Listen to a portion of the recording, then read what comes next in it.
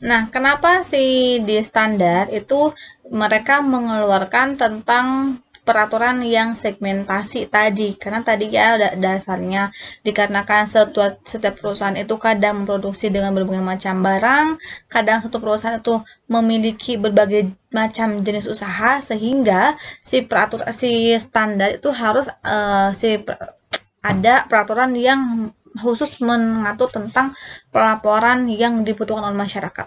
Nah, kalau sepertinya si masalah ini tidak muncul ke permukaan, maka DSAK tidak mungkin mengeluarkan standar tentang pelaporan segmen. Nah, maka dari itu di dalam PSAK, di dalam standar akuntansi keuangan, itu diatur adanya tentang pelaporan segmen, yaitu di dalam PSAK 5. Nah, di dalam PSAK 5 itu dikatakan bahwa untuk membuat pelaporan segmen itu terbagi menjadi dua jenis. Bisa kita laporkan sesuai dengan segmen usahanya, atau kita juga bisa melaporkannya sesuai dengan segmen geografisnya. Apa sih yang dimaksud dengan segmen usaha? Nah, untuk yang termasuk dalam segmen usaha, biasanya perusahaan tersebut membuat satu produk, tetapi pelaporannya tergantung dengan jenis usahanya masing-masing. Seperti kayak tadi yang Unilever, dia memproduksi suatu barang dengan berbagai macam varian, lalu perusahaan PT Unilever itu melaporkan produknya sesuai dengan segmen usahanya. Ada yang termasuk segmen makanan, berarti kan Unilever melaporkan semua produk yang berhubungan dengan makanan di dalam satu laporan, yaitu dalam satu akun, itu segmen usaha, segmen makanan. Lalu ada juga yang segmen minuman, lalu ada juga yang segmen kosmetik, dan seterusnya. Nah, itu tergantung dengan jenis usahanya masing-masing. Nah, kalau sepertinya segmen geografis, itu biasanya si perusahaan mengklasifikasikan atau melaporkan perolehannya itu sesuai dengan segmen wilayahnya, sesuai segmen geografisnya. Contohnya, jika si Unilever itu membuka membuka perusahaan tidak hanya di suatu negara, contoh dia juga membuka di Malaysia, dia juga membuka di Eropa, otomatis dia induknya kan ada di Indonesia, tetapi cabangnya udah ada dua nih, di Malaysia satu dan ada di Eropa satu. Itu kan sudah ada dua lokasi ya. Berarti kita ingin tahu nih, berapa sih perolehan pendapatan, pengeluaran beban atau aset yang dimiliki oleh PT Unilever secara keseluruhan. Berarti kan secara keseluruhan yang di Indonesia harus dilaporkan, di Malaysia juga harus, dan di Eropa pun juga harus. Nah, kalau sepertinya si PT Unilever membuat pelaporan segmennya sesuai dengan segmen geografis, maka nantinya itu Unilever di bagian pendapatan, di bagian laba rugi yang tadi ini, pelaporannya bukan segmen kosmetik, segmen makanan, bukan, tetapi contohlah wilayah Indonesia atau Indonesia, lalu ada lagi pendapatan di Malaysia, lalu ada lagi pendapatan di Eropa. Nah, berarti kan kalau kita mensegmentasikan, memisahkan pendapatan atau akun-akun yang lain sesuai dengan segmen geografisnya masing-masing, kita bisa mengetahui nih perkembangan dari setiap wilayahnya. Nah, kalau kita sudah mengetahui perkembangannya, kita akan lebih mudah untuk mengevaluasi bagaimana transaksi yang terjadi selama periode tertentu. Nah, kalau sudah dievaluasi, lalu kita membutuhkan suatu pengambilan keputusan, kita akan lebih tepat dalam menetapkan strategi di manajemen perusahaannya. Itu untuk pengklasifikasian segmen, bisa per segmen usaha atau per segmen geografis. Nah, lalu di sini juga ternyata kalau untuk di laporan segmen itu ada bagian-bagiannya nih. Jadi tidak semua produk itu dipisahkan. Ada kriteria khusus yang mengharuskan suatu segmen usaha tersebut harus terpisah dari segmen yang lainnya.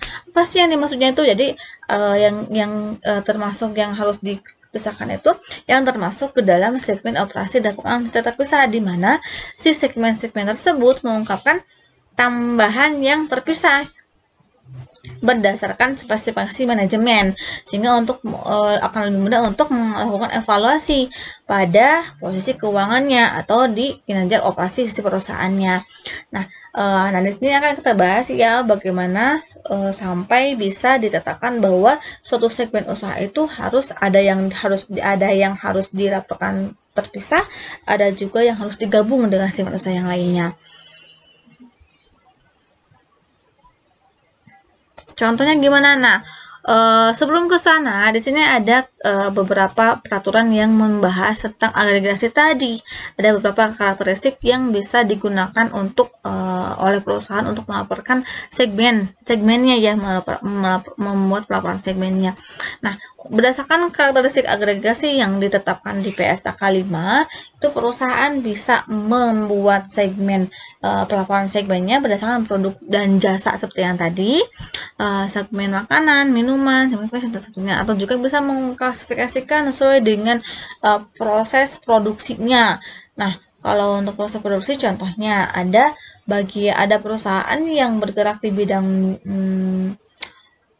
memproduksi suatu baju atau kerudung, dimana kan di sana tahapannya itu kan terpisah ya, ada yang bagian pemotongan kain, lalu ada yang bagian penjahitan si kain tersebut sehingga bisa menjadi kerudung atau menjadi baju, lalu setelah itu ada yang bagian pelabelannya, dan ada juga yang bagian pengemasannya. Itu kalau sepertinya sih perusahaan melakukan agregasinya berdasarkan proses produksi. Ada juga yang berdasarkan dengan pelanggan produk dan jasa. Nah, kalau ini biasanya disesuaikan dengan gender ya, atau bisa disesuaikan dengan usia. Ada yang termasuk usia anak-anak, remaja, ada yang dewasa, atau juga yang sudah orang tua. Nah, itu kan si perusahaan harus tahu nih pangsa pasar. Jika kita mengeluarkan produk ini kemana ya? Kemana ya pasarnya? Apakah tepat kalau diberikan kepada kepada anak-anak, contohlah PT perusahaan yang mendistribusikan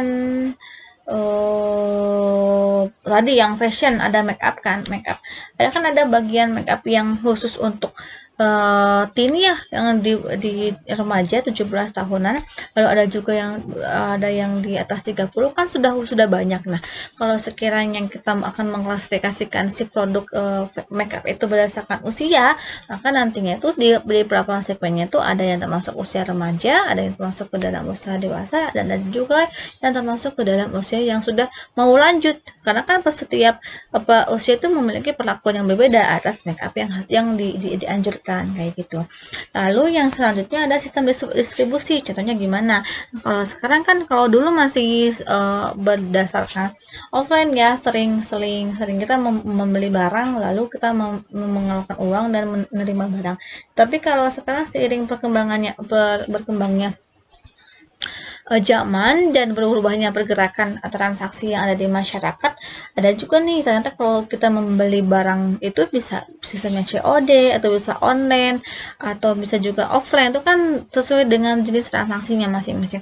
Nah, yang terakhir berdasarkan sifat lingkungan pengaturan. Contohnya kayak tadi si PT Transmedia itu kan karena memiliki jenis usaha yang sangat banyak, sehingga kan terkait dengan peraturan tertentu. Contohnya perbankan, peraturan yang ada di perbankan itu tidak bisa disamakan dengan peraturan yang ada di industri makanan, karena perbankan itu memiliki peraturan sendirinya, yaitu di bawah PBI atau Peraturan Bank Indonesia. Nah, sehingga jika kita melihat berdasarkan sifat lingkungan, maka kita harus tahu nih segmen mana ya yang memiliki aturan sendiri, sehingga kita harus memisahkan dari segmen yang lainnya. Nah, untuk